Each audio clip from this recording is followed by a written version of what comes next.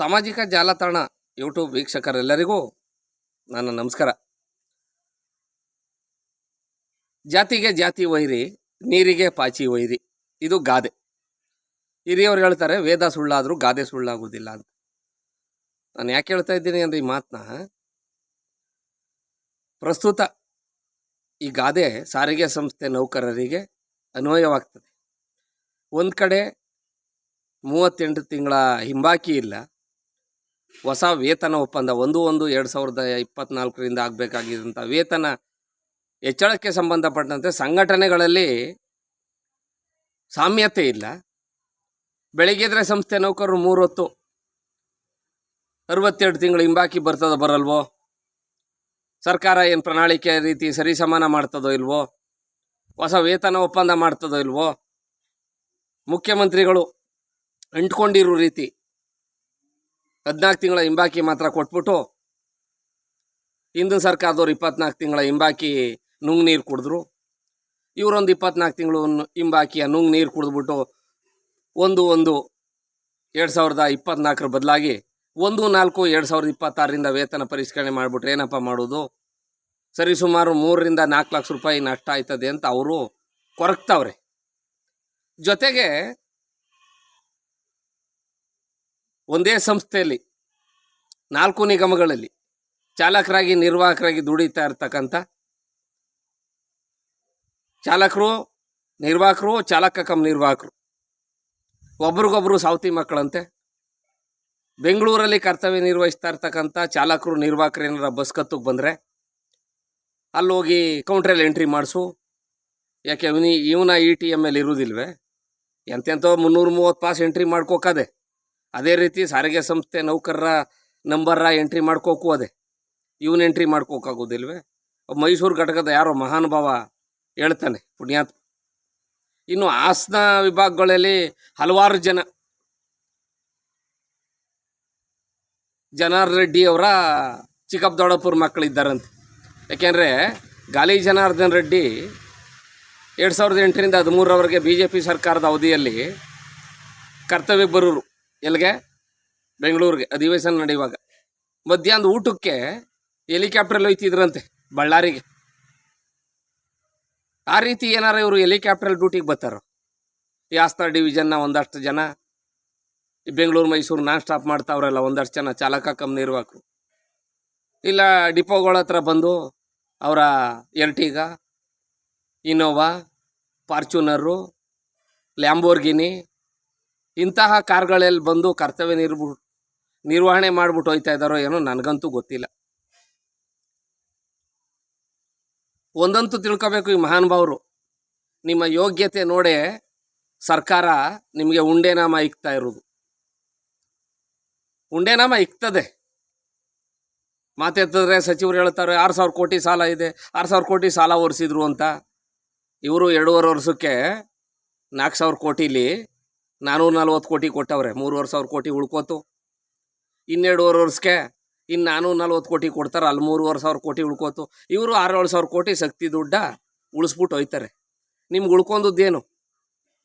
ಈ ಬಿಟ್ಟಿ ಟಿಕೆಟ್ ಹರಿದು KSRTCಲಿ 100ಕ್ಕೆ 2 ರೂಪಾಯಿ, BMTCಲಿ 100ಕ್ಕೆ 3 ರೂಪಾಯಿ ಇನ್ಸೆಂಟಿವ್, ಅಂದರೆ ಪ್ರೋತ್ಸಾಹ ಧನ, ಕಲೆಕ್ಷನ್ ಜಾಸ್ತಿ ತರಲಿ ಅಂತ ಕೊಡುವಂಥ ಹಣವನ್ನು ನಾವು ಇನ್ಸೆಂಟಿವ್ ಅಥವಾ ಪ್ರೋತ್ಸಾಹ ಧನ ಅಂತ ಹೇಳ್ತೀವಿ. ಹತ್ತಕ್ಕೊಂದೇ ಲಾಭ. ಓಲಿ ಇಷ್ಟೊಂದು ಕಲೆಕ್ಷನ್ ಮಾಡಿರ್ತೀರಲ್ಲ, ಎಲ್ಲರಿಗೂ ಹೇಳೋದಿಲ್ಲ. ಈ ಮಹಾನುಭಾವ್ರಿಗೆ BMTCಯಿಂದ ಡ್ರೈವರ್ ಕಂಡಕ್ಟರ್ಗಳು ಬಂದಾಗ, ಡ್ಯೂಟಿ ಮುಗಿಸ್ಕೊಂಡು ಬಸ್ ಹತ್ತಕ್ಕೆ ಬಂದಾಗ, ಒಳಗೆ 10 ಜನ ಆಗೋಗವ್ರೆ, ಒಳಗೆ 5 ಜನ ಆಗೋಗವ್ರೆ, ಎಲ್ಲ ನೀವೇ ಆದ್ರೆ ನಾವೇನು ಮಾಡೋ ಮಹಾನುಭಾವ್ರಿಗೆ ಹೇಳ್ತೀನಿ. ಇಷ್ಟೊಂದು ಕರ್ತವ್ಯ ನಿರ್ವಹಿಸಿದ್ದೀರಲ್ಲ ನೀವು ಹಿಂಗೆ ಸಂಸ್ಥೆಯಲ್ಲಿ, ನಿಮ್ಮ ಹಳ್ಳಿ ಬಿಟ್ಬಿಟ್ಟು ನಿಮ್ಮ ತಾಲೂಕಲ್ಲಿ ಎಷ್ಟು ಮನೆ ಬಾಡಿಗೆ ತಗೋತಾ ಇದ್ದೀರಿ? ನಿಮ್ಮ ಹೆಡ್ತಿದ್ದೀರಿಗೆ ಎಷ್ಟು kg ಚಿನ್ನ ಮಾಡಿಸಿದ್ದೀರಿ? ಎಷ್ಟು ಡೂಪ್ಲೆಕ್ಸ್ ಮನೆ ಕಟ್ಟಿದ್ದೀರಿ? ಅವೆಲ್ಲ ಲೀಸ್ಟ್ ಹಾಕ್ಬಿಡಿ. ಆಮೇಲೆ ಪರವಾಗಿಲ್ಲ ಕಣೋ, ಇವನು ಈ ಥರ ಮಾಡಿಬಿಟ್ಟು ಹಿಂಗೆ ಕರ್ತವ್ಯ ಮಾಡಿಬಿಟ್ಟು ಬೆಂಗಳೂರಿಂದ BMTCಲಿ ಡ್ಯೂಟಿ ಮಾಡಿಬಿಟ್ಟು ಬತ್ತಿದ್ದವ್ರು ಯಾರನ್ನೂ ಹಚ್ಕೋತಿರ್ಲಿಲ್ಲ, ಇವನು ಹಿಂಗೆ 12 ಮನೆ ಬಾಡಿಗೆ ತಗೋತಾ ಇದ್ದಾನಂತೆ. ಹಾಸನ, ಸಕಲೇಶಪುರ, ಹೊಳೆನರಸೀಪುರ, ಶ್ರವಣಬೆಳಗೊಳ, ಬೇಲೂರು, ಆಲೂರು, ಇಲ್ಲಿ ಮೈಸೂರಲ್ಲಿ ಅಂತ ನಾವು ಅನ್ಕೋತೀವಿ. ಹಂಗೇನಾರ ಮಾಡಿದ್ದೀರಾ? ಓಲಿ ಸಾರಿಗೆ ಸಂಸ್ಥೆ ನೌಕರರು ಬರ್ತಾರಲ್ಲ, ಎಷ್ಟು ಟ್ರಿಪ್ಪಲ್ಲಿ ಓಡಾಡೋರು. ಇವತ್ತು ಮಧ್ಯಾಹ್ನ ಡ್ಯೂಟಿಗೆ ಹತ್ತೀರಿ ಅಂದ್ಕೊಳ್ಳಿ, ನಿಮಗೆ ಸಿಕ್ಕುವುದೇ ಇಲ್ಲ, ನೀವು ಡ್ಯೂಟಿ ಹತ್ಬೋದಕ್ಕೆ ಅವ್ರು ಹೊಂಟೆ ಹೋಗಿರ್ತಾರೆ. ಬಾರ್ ರೂಟ್ ಮಾಡೋರಿಗೆ ಒಂದು ಟ್ರಿಪ್ ಬಂದಾರೇನೋ, ಇಲ್ಲ ಜನರಲ್ ಶಿಫ್ಟ್ ಮಾಡೋರು ಒಂದು ಟ್ರಿಪ್ ಸಿಕ್ಕಾರೇನೋ, ಒಂದು 10 ಆಳು. ಈ ಕಡೆಯಿಂದ ಹೋಗುವಾಗ ಆ ಕಡೆಯಿಂದ ಬರುವಾಗ ಒಂದು 10 ಆಳು ಹತ್ಸ್ಕೊ ಬನ್ನಿ. ಇನ್ನು 40 ಆಳು ತುಂಬಿ ಉಳ್ಕೆ ಇನ್ನು 3 ಸುತ್ತುವಳಿ ಇರ್ತವಲ್ಲ. ಬೆಂಗಳೂರು ಮೈಸೂರು 4 ಟ್ರಿಪ್ ಮಾಡೋದಾದರೆ ನೀವು 3 ಟ್ರಿಪ್ ತುಂಬಿ ಎಷ್ಟು ಬೇಕಷ್ಟ. ಒಂದು ಟ್ರಿಪ್ಪು ಅವ್ರು ಬರೋಕ್ಕೆ ಅನುಕೂಲ ಮಾಡಿಕೊಡಿ. ಅವರೇನು ನಿಮ್ಮ ಸೌತಿ ಮಕ್ಕಳಲ್ಲ, ಅವರು ನಿಮ್ಮ ರೀತಿ ಕರ್ತವ್ಯ ಮಾಡೋಕೆ ಹೋಯ್ತಾ ಇದ್ದಾರೆ ಹೊರತು ಅಲ್ಲಿ ಶೋಕಿ ಮಾಡೋಕೆ ಹೋಯ್ತಾ ಇಲ್ಲ. ಒಂದಂತೂ ಅರ್ಥ ಮಾಡ್ಕೋಬೇಕು ಈ ಮಹಾನುಭಾವರು, ಸಾರಿಗೆ ಸಂಸ್ಥೆಯಲ್ಲಿ ಚಾಲಕ ನಿರ್ವಾಹಕರಷ್ಟು ಸಂಸ್ಥೆಯ ಇನ್ನುಳಿದಂಥ ಆಡಳಿತ ವರ್ಗದವರು, ಅಧಿಕಾರಿ ವರ್ಗದವರು, ಸರ್ಕಾರವೇ ಆಗಲಿ ತಲೆ ಕೆಡಿಸ್ಕೊಂಡಿದ್ರೆ ಲಂಡನ್ ಸಾರಿಗೆ ಪ್ರಪಂಚದಲ್ಲಿ 1ನೇ ಸ್ಥಾನದಲ್ಲದೆ. ಅದನ್ನು ಮೀರಿಸಿ ಕರ್ನಾಟಕ ರಾಜ್ಯ ರಸ್ತೆ ಸಾರಿಗೆ 4 ನಿಗಮಗಳು ಹೊರಟೋಯ್ತಿತ್ತೋ. ಅಷ್ಟೇ ಯಾಕೆ ಸರ್ಕಾರ ಬೇರೆ ಇಲಾಖೆಯಲ್ಲಿ ಬಡ್ಕೊಂಡರೆ ಬಾಗಲೇ ನಿಂತ್ಕೊಂಡು ಬನ್ರಪ್ಪ ಅರ್ಜಿ ತಗೊಂಡು ನಮಗೆ ಕೆಲಸ ಇಲ್ಲ ಅಂತ. ಅಲ್ಲಿ ಬೋರ್ಡ್ ಇರ್ತದೆ, LED ಬೋರ್ಡು, ಬಣ್ಣದ ಬೋರ್ಡ್ ಇರ್ತದೆ, ರೇಡಿಯಂ ಬೋರ್ಡ್ ಇರ್ತದೆ. ನೀವು ಬಾಯಿಗೆ ಬಂದಂಗೆ ಅರ್ಚ್ಕೋತೀರಿ ಮೈಕ್ ತಗೊಂಡು, ಮಂಡ್ಯ ಮೈಸೂರು ಅಂತ. ಅಲ್ಲಿ ಹಾಸನ ಅಂತ ಬಡ್ಕೋತೀರಿ. ಏನು ಕಿರೀಟ ಕೊಟ್ಟಾರೆ ನಿಮಗೆ? ಏನೂ ಕೊಡುವುದಿಲ್ಲ. ಹಂಗೇನಾದರೂ ಸರ್ಕಾರದ ಬೇರೆ ಇಲಾಖೆ ನಿಗಮಗಳ ರೀತಿ ಕರೆಕ್ಟಾಗಿ ನಿಮಗೆ ಯಾವುದೇ ತುಟಿ ಬತ್ತೆ ಹಿಂಬಾಕಿ ಇಲ್ಲದೆ, ಈಗ ಜುಲೈ ಕೊಡಬೇಕು DAನ, ಆಗಸ್ಟ್ಗೋ ಸೆಪ್ಟೆಂಬರ್ಗೋ ಕೊಡ್ತಾರೆ. ಸೆಪ್ಟೆಂಬರ್ ತಿಂಗಳೆಲ್ಲ ಸೇರಿಸ್ಬಿಡಿ ಅಂತಾರೆ. ಹಂಗೇನಾರ ನಿಮಗೆ ಸೇರಿಸ್ತಾ ಇದ್ದಾರೆ ಸರ್ಕಾರದವರು. ವೇತನ ಆಯೋಗ ಕರೆಕ್ಟಾಗಿ 10 ವರ್ಷಕ್ಕೆ ಅಂತ ಇರ್ತದೆ. ಸ್ವತಂತ್ರ ಬಂದು 80 ವರ್ಷ. ಕೇಂದ್ರ ಸರ್ಕಾರ 8ನೇ ವೇತನ ಆಯೋಗನ ಜಾರಿ ಮಾಡ್ತದೆ.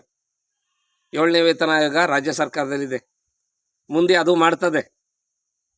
ಹಂಗೇನಾರ ಕರೆಕ್ಟ್ ಟೈಮ್ ಕೊಟ್ಬಿಟ್ಟಾರೋ ನಿಮಗೆ. ನಿಮ್ಮ ಯೋಗ್ಯತೆಯನ್ನು ನೋಡಿ, ಈ ಸಂಘಟನೆಗಳ ಯೋಗ್ಯತೆಯನ್ನು ನೋಡಿ ಸರ್ಕಾರ ನಿಮ್ಮನ್ನು ಎಲ್ಲಿರಬೇಕು ಅಲ್ಲಿಟ್ಟಿದೆ, ಇನ್ನೂ ಇಡುತ್ತದೆ. ಸಂಘಟನೆಗಳು ಒಗ್ಗಟ್ಟಾಗದೇ ಇದ್ದರೆ, ಸಂಸ್ಥೆ ನೌಕರರು ಒಗ್ಗಟ್ಟಾಗದೇ ಇದ್ದರೆ, ಘಟಕ ವ್ಯವಸ್ಥಾಪಕರು ಕೇಳಿದ್ರೆ ಹೇಳಿ, ಈ ಟ್ರಿಪ್ ಇಷ್ಟು ಚೆನ್ನಾಗಿ ಬಂದವ್ರು ಸ್ವಾಮಿ ಅಂತ. ಬೆಂಗಳೂರು ಮೈಸೂರು 210 ರೂಪಾಯಿ ಇದ್ದದೆ ನಾನ್ ಸ್ಟಾಪಲ್ಲಿ, 10 ಜನ ಬರಲಿ, 2000 ಕಮ್ಮಿ ಆದದೆ ಆಗಲಿ. ಹಾಸನ ಬೆಂಗಳೂರಿಗೆ ಎಷ್ಟಿದ್ದದು? 200-250 ಇರಬೇಕು. 200 ಕಿಲೋಮೀಟ್ರಿಗೆ 2500 ಕಮ್ಮಿ ಆಗಲಿ ಒಂದು ಟ್ರಿಪ್ಪು. ಇನ್ನೂ 3 ಟ್ರಿಪ್ಪು ರಿಚ್ ಲೋಡ್ ಮಾಡ್ಕೊಂಡು ಹೋಗಿ, ಬೇಡ ಅಂದವ್ರು ಯಾರು? ಇಲ್ಲದವ್ರು ಒಂದು ಕೆಲಸ ಮಾಡಿ, ನಿಮ್ಮ ಜೊತೆಲಿ ಕೆಲಸಕ್ಕೆ ಸೇರಿರ್ತಾರಲ್ಲ ಸರ್ಕಾರ ಬೇರೆ ಇಲಾಖೆ ನಿಗಮದವರು, ಅವರ ಪೇ ಸ್ಲಿಪ್ನು ನಿಮ್ಮ ಪೇ ಸ್ಲಿಪ್ನು ಹಿಡ್ಕೊಂಡು ನೋಡಿ, ಆಗ್ಲಾರು ಬುದ್ಧಿ ಬರ್ಬಂದು ನಿಮಗೆ. ಈಗ ನನ್ನ ಜೊತೆಲಿ ನಾನು 20 ವರ್ಷ ರನ್ನಿಂಗು ಕೆಲಸಕ್ಕೆ ಸೇರಿ, ನನಗೂ ನನ್ನ ಜೊತೆಲಿ ಕೆಲಸಕ್ಕೆ ಸೇರಿದವನಿಗೂ ಬೇರೆಯವನಿಗೂ ನಾನಾದ್ಮೇಲೆ 2-3 ವರ್ಷ ಹೋಗಿ ಕೆಲಸಕ್ಕೆ ಸೇರ್ಕೊಂಡು ಬೇರೆ ಇಲಾಖೆಯವನು ನನಗೂ 20,000 ವ್ಯತ್ಯಾಸ ಅದೇ. ಇದು ವಾಸ್ತವ. ಇದನ್ನು ಗಮನದಲ್ಲಿ ಇಟ್ಕೊಂಡು ಕರ್ತವ್ಯ ಮಾಡಿ. ETM ಅಲ್ಲಿ ಯಾರ್ಯಾರ್ದು ಅದೇ 330 ಪಾಸು, ಇವ್ರನ್ನೂ ಎಂಟ್ರಿ ಮಾಡ್ಕೊಳ್ಳಿ. ಅವನೇನಲ್ಲಿ ಟ್ರಿಪ್ಗೆ ಹೋಯ್ತಾ ಇಲ್ಲ, ಗೋವಾಕೋ,